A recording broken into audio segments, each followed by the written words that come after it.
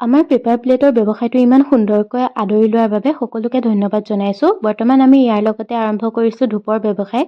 যিহেতু ৰাতিপুৱা গধূলি আমি সদায় ধূপ ব্যৱহাৰ কৰোঁৱেই, গতিকে এটা সুগন্ধিৰ ধূপ ব্যৱহাৰ কৰিবলৈ আমি সকলোৱে ভাল পাওঁ নহয় জানো? আৰু সেইকাৰণে আমি বেলেগ বেলেগ তিনিটা খুব ধুনীয়া গোন্ধৰ বেলেগ বেলেগ নামত ধূপ বনাই আছোঁ। তাৰে এটা হৈছে চন্দন, আৰু এটা হৈছে ব্লেক ডায়মণ্ড, আৰু আনটো হৈছে দিয়া।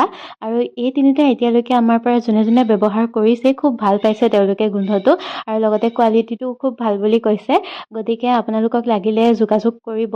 আৰু আমাৰ পেপাৰ প্লেটৰ ব্যৱসায়টোৰ লগতে আমি এতিয়া ইয়াতে বিভিন্ন ধৰণৰ বাতি আৰু কফি কাপ লগতে পানী খোৱা গ্লাছ সকলোখিনি ৰাখিছোঁ। আপোনালোকে যি বিচাৰে আমাৰ পৰা লাগতিয়াল হ'লে নিব পাৰে, আৰু মই ইয়াতে তলত ডেছক্ৰিপশ্যনত নাম্বাৰ দি দিম, কণ্টেক্ট কৰিব।